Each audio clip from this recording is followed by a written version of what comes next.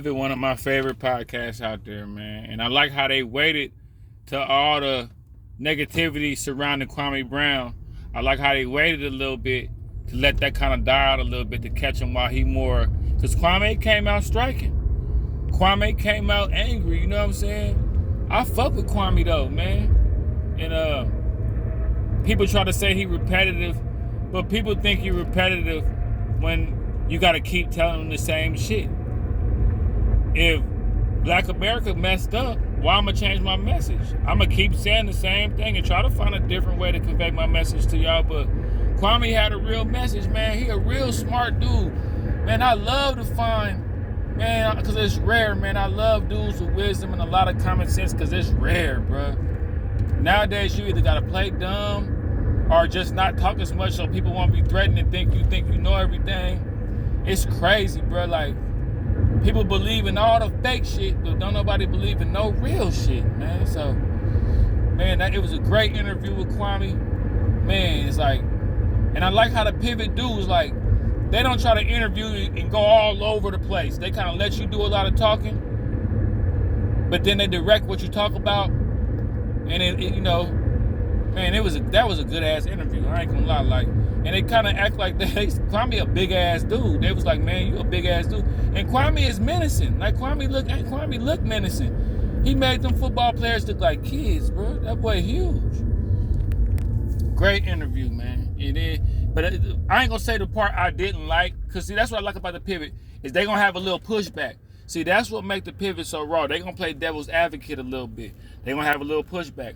I like how they was like, Kwame, why was you so angry? Why was you, if you so articulate sitting here with us saying all this, you know better, you articulate, you know what I'm saying? Why did you do all that cussing and angry? And I wanted to step up like Kwame lawyer at that point. Kwame played the internet. If I get on here, man, talking negative, I got a bunch of hood stories I could tell y'all. I could start talking shit about people and get hella more followers and hella more views. But it's like, I'd rather be real with y'all. And the little 10 views, the little 12 views I get, you know what I'm saying?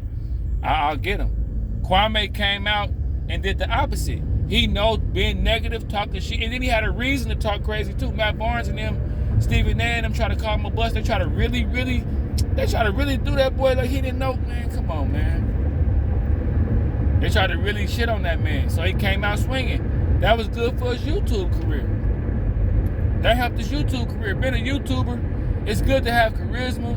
It's good to be able to talk. And having a little bit of toxic negativity in there is good too. I ain't gonna lie. Having a little bit of that negativity in there is good too. You know what I'm saying? And I kind of wanted to jump in and answer for Kwame. Like, they like, why? Kwame, you should have told him, man, I was trying to be a YouTuber, man. It's different when you got a team.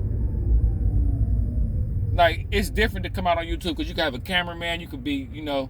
But when you're a one-man mercenary and you're doing it by yourself and you're a loner, you got to do the little things that make people listen to you. Kwame was cussing. He was loud. He was doing a bunch of stuff that people that watch YouTube like. And he got his people, and now he switched his message up. But that's the main reason, y'all, on the pivot. If y'all listen to this, Kwame didn't do that because he was angry, because he really was mad. You know what I'm saying? He did that because he was hot. He was, you know, people wanted Kwame do something about coding in schools. No views. He do something talking shit about Becky with the good hair and Steven Jackson and all that. Hella views. So you gonna do what you gonna do to get fame. Like, I got my first bunch of views back in the day when I started talking about this other YouTuber back in the day. I capitalized on that and used that as a way for me to talk about the shit I want to, but man. Anyway, Kwame Brown, man, real articulate dude, real smart dude. And he talked about his childhood. He had a rough upbringing, man. Man, a rough upbringing. That boy said he was paying for half the bills at 14. So he was walking around barefooted. You know what I'm saying? Shit like that. You don't be knowing what these niggas be went through. But overall, it was a good-ass interview, man. It was a good-ass interview. Then I like the part at the end where he was like, man, what you done did to these people? Kwame, when you get mad, people be scared. And, man, Kwame is 7 feet tall. When he's sitting down smoking that hookah, I don't think people realize how tall 7 feet is. And he's not a tall, skinny person. He tall and kind of, man. That's why people backing down from Kwame.